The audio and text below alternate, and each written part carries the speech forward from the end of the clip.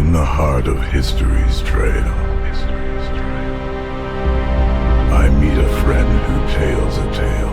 He whispers of empires and fame and stories of Rome calling your name.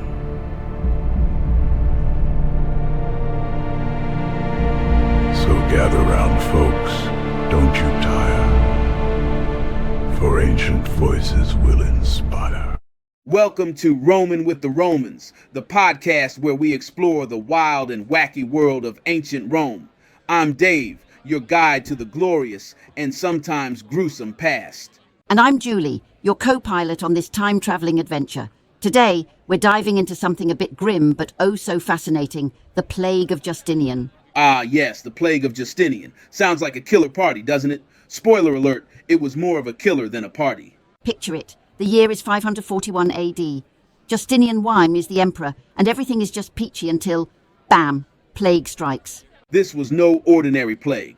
We're talking about a pandemic that would make even our modern ones look like a mild cold. The culprit, Yersinia pestis, fancy name for a not-so-fancy bacterium. This bacterium caused the bubonic plague, which, as you might guess, wasn't exactly a fun time. People had buboes, which are swollen lymph nodes that get all gross and painful. And if that's not bad enough, there were also cases of septicemic and pneumonic plague. If you had septicemic plague, your blood basically turned against you. Pneumonic plague, well, let's just say coughing became a deadly sport. The plague hit Constantinople, the heart of the Byzantine Empire, and spread like wildfire. It didn't help that rats and fleas were the main carriers. Rats, the original plague influencers. And let's talk about those rats for a moment. These weren't your cute little pet store rats. These were medieval sewer rats. Think of them as the ancient Roman version of unwanted house guests who refused to leave and also bring disease. Justinian himself caught the plague, but miraculously survived.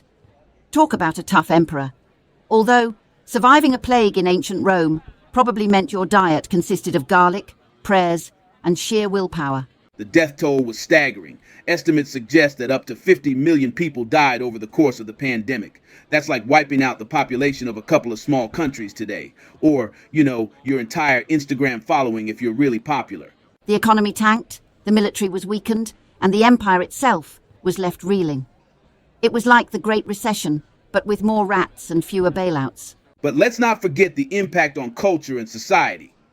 People were convinced it was the end of the world. They blamed everything from angry gods to the alignment of the planets. Basically, it was ancient Rome's version of it's Mercury in retrograde. And in true human fashion, people found creative ways to cope. Some turned to religion, others to superstition, and some, undoubtedly, turned to really bad ancient Roman poetry. Imagine the ancient version of roses are red, violets are blue, the plague is here, and we're all screwed. Speaking of coping, hygiene was not exactly a strong suit back then. Bathing was a luxury, and hand sanitizer, forget it. So it's no wonder the plague spread like a bad rumor at a toga party. And let's talk about those toga parties. People were still having social gatherings despite the plague, because of course, nothing says party like the looming threat of a deadly disease. Despite the devastation, the plague of Justinian is a fascinating glimpse into the resilience of humans. We've been battling tiny, invisible enemies for centuries, and we're still here to tell the tale. And that's a wrap on today's episode of Roamin with the Romans. Remember, history isn't just about dates and dead people. It's about the stories that shaped our world, one plague at a time. Thanks for tuning in. If you enjoyed this episode, don't forget to subscribe and leave a review. And wash your hands. Seriously, it's good advice from any era. Until next time, keep roaming. With the Romans. Bye. See ya. Roamin now, Roamin now, Roamin with the Romans, hear the sound. Roamin now, Roamin now, Roamin high where history's found.